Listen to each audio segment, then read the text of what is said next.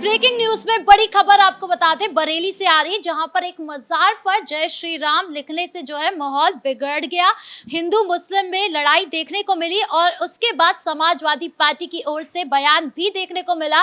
तो क्या है ये पूरा बवाल, बताएंगे आपको। मेरे साथ मौजूद है मेरे सहयोगी हर्ष जी। सर, क्या है ये पूरा बवाल जिससे इतना हड़कंप मचा है? देखिए, बरेली के बिनावर क्षेत्र में ये माहौल ऐसे खराब हो गया है। दरअसल आधी रात का समय था और आधी रात के समय ये कहा जा रहा है कि किसी ने मजार पे आकर श्री राम लिख दिया, जिसकी तस्वीर भी इस वक्त हम अपने दर्शकों को दिखा रहे हैं। लेकिन पूरा बवाल इसी को लेकर है। हालांकि अभी जब पुलिस ने जांच की है, सुबह सवेरे जब पुलिस पहुंची है, तो पुलिस की तरफ से कहा गया है कि जिस व्यक्ति को पकड़ा गया है वो मंदबुद्धि व्यक्ति है। और जब वो मजार पर बैठा था आधी रात में, क्योंकि वो रात में ही इधर उधर घूमता है, इसलिए वो मजार पर चला गया और उसने मजार पर जाके श्री राम लिख दिया। लेकिन समाजवादी पार्टी ये कह रही है कि वो बीजेपी का कार्यकर्ता है। इसी को लेकर कहीं ना कहीं विवाद छिड़ा हुआ है। हालांकि आधी रात 12 बजे से लेकर सुबह तकरीबन 5 बजे तक काफी विवाद रहा है, लेकिन पुलिस ने अब उस विवाद को सुलझा लिया है। लेकिन हिंदू और मुस्लिम में तगड़ी लड़ाई हो सकती थी, क्योंकि मजार की अगर बात करें तो मजार के जो राइट साइड है वहां पर मुस्लिम आबादी है, जबकि मजार के जो लेफ्ट साइड है वहां पर हिंदू आबादी है। और उस इलाके में तकरीबन 200 घर हैं और उन 200 घरों में ये कहा जा रहा है कि हिंदू और मुस्लिम में जो डिफरेंस है वो तकरीबन 102 घर मुस्लिम के हैं, बाकी हिंदुओं के हैं। और आपस में विवाद छिड़ जाता अगर मौके पर पुलिस ना पहुंचती, क्योंकि पुलिस वहां पर गश्त कर रही थी। जब पुलिस को दिखा कि दो व्यक्ति आपस में लड़ रहे हैं, वो हिंदू और मुस्लिम ही थे और वो दोनों व्यक्ति मजार पर श्री राम लिखने को लेकर लड़ रहे थे। जब पुलिस पहुंची तो पता लगा कि आखिर माजरा क्या है। लेकिन अब इस पर राजनीति भी शुरू हो गई है, क्योंकि समाजवादी पार्टी ये कह रही है कि बीजेपी कार्यकर्ताओं के जरिए मजार पर श्री राम लिखवाने की कोशिश की जा रही है। और कैसे हिंदुओं की राजनीति जो है वो बीजेपी अक्सर करती तो है, लेकिन मुसलमानों को प्रताड़ित करने का काम करती है। और मज़ारों को जिस तरीके से योगी तोड़ रहे हैं, अब मज़ारों पर श्री राम लिखवाया जा रहा है। फतेहपुर मकबरा को किस तरीके से हमने देखा, हिंदू संगठन वहां पर पहुंचे, उसको लेकर भी तंज कसा गया कि कैसे हिंदूवादी नेता जाकर वहां पहुंचते हैं और वहां पर भगवा फहराने की कोशिश करते हैं। उन्होंने कहा कि मुस्लिम का जो इतिहास है उसको खत्म करने की कोशिश की जा रही है। हालांकि अगर हम बात करें जियाउर रहमान बर्क की, तो वो पहले भी ऐसे बयान देते रहे हैं। रामजी लाल सुमन की बात करें तो वो भी पहले ऐसे बयान देते रहे हैं। तो विधायक हो या सांसद हो, उनकी तरफ से ऐसे बयान देते रह गए हैं। और इस मामले में भी रामजी लाल सुमन का ही बयान सामने आया है, क्योंकि पिछले दिनों से तकरीबन 1 महीने से हम देख रहे हैं कि कैसे सपा सांसद रामजी लाल सुमन बार बार मैदान में आते हैं और मुसलमानों के मुद्दे पर, जैसे अखिलेश यादव ने उन्हें कह रखा हो कि अगर कोई भी मुसलमानों का विवाद हो तो आप सबसे पहले जाकर बोलिएगा। बिल्कुल, सोशल मीडिया पर हम जो वीडियोस देख रहे हैं कि गणपति विसर्जन की वीडियो है, उस पर पत्थरबाजी हो रही है, तब भी कोई बयान नहीं आते हैं। जब कोई मस्जिद के ऊपर तिरंगे को ऊपर छोड़कर इस्लामिक झंडे को ऊपर लगा दिया जाता है, तब भी कोई बयान नहीं आता है। सिर्फ तभी बयान आ रहा है जब इस तरीके का कोई मामला है जहां पर मुस्लिमों को आहत किया जा रहा हो। देखिए, अखिलेश यादव दरअसल मौलानाओं की इस वक्त राजनीति कर रहे हैं, मुल्लाओं की इस वक्त राजनीति कर रहे हैं। क्योंकि अखिलेश यादव को आप देख रही होंगी कि मुल्ला मौलवियों से वो इस वक्त मिल रहे हैं। और अखिलेश यादव ये जानते हैं कि एक विशेष समुदाय का वोट बैंक हासिल किए बिना वो जीत हासिल नहीं कर सकते। लेकिन आगे हम बताएंगे कि अखिलेश यादव किस तरीके से गलतफहमी में भी है, क्योंकि चाहे वो कितना भी मुसलमान चिल्ला ले, लेकिन मुसलमानों का अब उन्हें वोट नहीं मिलने वाला है। अभी हमने हाल ही में देखा था कि प्रधानमंत्री नरेंद्र मोदी ने जब 2024 में पसमानदा मुसलमानों को साधा था, तो वही रणनीति कहीं ना कहीं अखिलेश यादव ने उत्तर प्रदेश में चलने की कोशिश की और उत्तर प्रदेश में पसमानदा मुसलमानों को लेकर एक मीटिंग की गई। हालांकि उसके बाद जब मीडिया कर्मियों ने उनसे सवाल पूछा पसमानदा मुसलमानों से, तो पसमानदा मुसलमानों ने सीधे कहा कि अखिलेश यादव ने उनकी कोई मदद नहीं की है।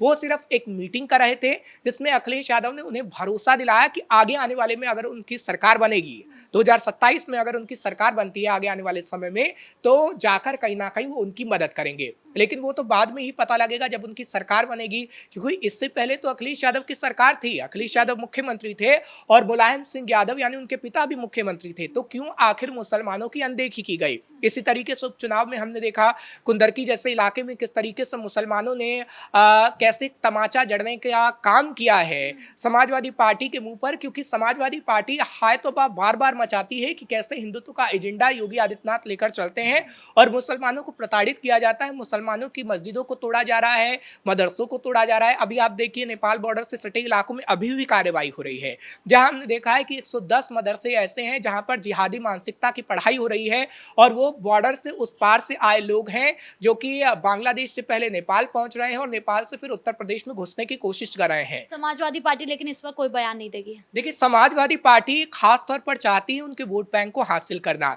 क्योंकि एक रिपोर्ट भी साझा की गई थी अभी हाल में योगी आदित्यनाथ को, जब ये बताया गया था कि तकरीबन 2013 से अब तक कितने घुसपैठिए उत्तर प्रदेश में घुसे हैं, तो ये बताया गया था कि अखिलेश यादव की सरकार में तकरीबन 2500 ऐसे घुसपैठिए थे जो घुसे और बॉर्डर इलाकों में वो बस गए, वहां पर ही उन्होंने मस्जिदें बनाई, वहीं पर उन्होंने मदरसा बनाए, कुछ आज़ाद मदरसे थे क्योंकि आज़ाद मदरसे ऐसे होते हैं जिन पे जिहादी मानसिकता पढ़ाई जाती है और वो रजिस्टर्ड नहीं पाए जाते हैं। लेकिन योगी आदित्यनाथ की सरकार आई, सर्वे कराया गया और अब हम देख रहे हैं कि कैसे उन मदरसों को तोड़ा जा रहा है। लेकिन ना वहां पर जो लोग आए हैं उन्होंने फर्जी तरीके से आधार कार्ड बनाए हैं, पहचान पत्र बनाए हैं, वो फर्जी तरीके से कहीं ना कहीं वोट अखिलेश यादव को दे रहे थे। लेकिन अब जब धीरे धीरे सच्चाई का पता लग रहा है तो कहीं ना कहीं अखिलेश यादव आग बबूला तो होंगे ही, क्योंकि अखिलेश यादव का कहीं ना कहीं वोट बैंक कटेगा और इसलिए अखिलेश यादव चिंता में है कि मेरा वोट बैंक कटेगा तो 2027 में उनका सीएम बनने का सपना पूरा नहीं हो पाएगा। मुस्लिमों की जितनी भी आबादी है, आपको लगता है कि यूपी में सिर्फ उनको साध कर वो जो है सीएम की कुर्सी पर बैठ सकते हैं? देखिए अब रणनीति बदल गई है,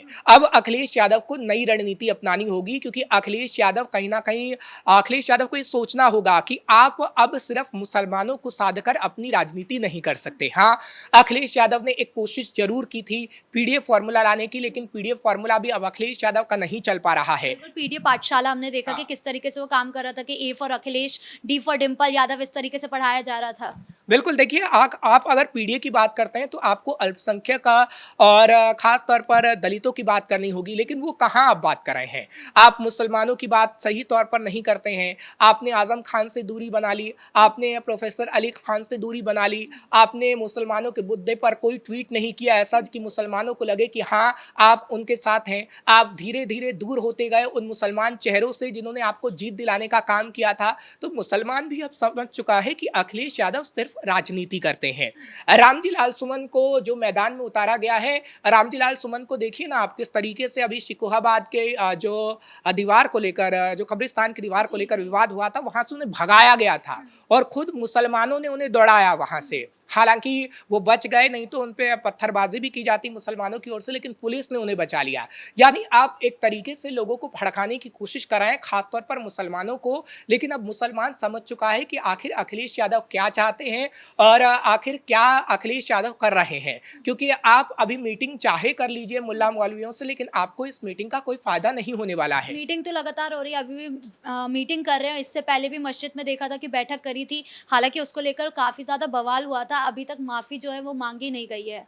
देखिए आगे आने वाले समय में माफ़ी मांगी भी नहीं जाएगी, क्योंकि अगर माफ़ी मांगेंगे तो कहीं ना कहीं मुसलमानों में ये छवि जाएगी कि अखिलेश यादव भी कहीं ना कहीं अपनी रणनीति को बदल रहे हैं। ऐसा अखिलेश यादव का सोचना है, मुसलमानों का ऐसा सोचना नहीं है। आप मुसलमानों से बात करेंगी, आप कितनी भी मीडिया रिपोर्ट्स अभी देखेंगी तो आपको पता लग जाएगा कि अखिलेश यादव के समर्थन में उतना अब मुसलमान नहीं रह गया है। हाँ, मुसलमान की एक तरीके से आप मजबूरी कह सकती हैं, क्योंकि मुसलमान साफ तौर पर जाहिर है कि बीजेपी को वोट नहीं करता, लेकिन मुसलमान कांग्रेस को वोट करता आया है, मायावती को वोट करता आया है और अखिलेश यादव को वोट करता आया है। अब आप देखिए उत्तर प्रदेश में मायावती का तो कोई आधार रह नहीं गया, कांग्रेस भी कहीं ना कहीं, कांग्रेस का सूखा भी कभी खत्म नहीं हुआ। तो मुसलमानों की मजबूरी है कि अखिलेश यादव के अलावा उनके पास कोई ऑप्शन नहीं है। बीजेपी को भी देखे तो जो हिंदुत्व की छवि वो लेकर चल रहे थे उससे हटकर भी तो वो अब काम कर रही है। हमने देखा कि वफ को लेकर उन्होंने काफी अच्छे से मुद्दा उठाया था, इसके बाद और भी किट वगैरह बांटी गई थी ईद के वक्त में, तो इस तरीके से काम तो चल ही रहा है। देखिए लोकसभा चुनाव के बाद कहीं ना कहीं एक रणनीति को बदला गया है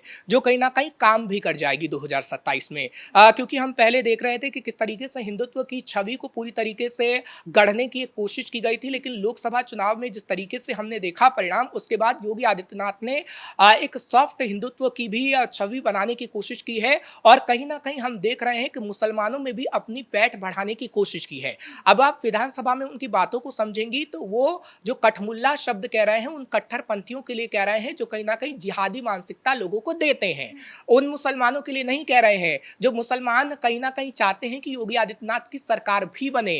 क्योंकि जो बातें हम कह रहे हैं आप जमीनी स्तर पर जाएंगी तो वही बातें आपको मिलती हुई नजर आएंगी, क्योंकि ग्राउंड रिपोर्ट भी यही कहती है कि अब मुसलमान कहीं ना कहीं अखिलेश यादव से नाराज है और अब उसकी शिफ्टिंग बीजेपी की ओर हो सकती है, क्योंकि जैसा कि मैंने बताया कि मायावती का कोई आधार नहीं है अब और कांग्रेस का सूखा भी शायद ही खत्म हो उत्तर प्रदेश में, अखिलेश यादव से मुसलमान नाराज हैं, तो अब मुसलमानों की शिफ्टिंग कहीं ना कहीं बीजेपी की ओर हो सकती है। खैर ऐसा होगा या नहीं ये तो वक्त ही बता पाएगा, हम भविष्यवाणी नहीं कर रहे हैं। 2027 में जब देखेंगे कि जब चुनाव होंगे परिणाम क्या आते हैं, उसके लिए थोड़ा इंतजार करना होगा। इस मुद्दे पर ज्यादा अपडेट के लिए आपका बहुत बहुत धन्यवाद। यानी कुल मिलाकर जिस तरीके से बरेली के मजार में जय श्री राम लिखने से बवाल मच गया, उसके बाद समाजवादी पार्टी का बयान आना वो अपने आप में ही बड़ी बात बन गई। अब वहां पे माहौल जो है वो गरमाया हुआ है। अब आगे इस मामले में क्या होता है ये देखने वाली बात होगी। ब्रेकिंग न्यूज में इतना ही। कैमरा पर्सन कुणाल के साथ मैं राधिका राज।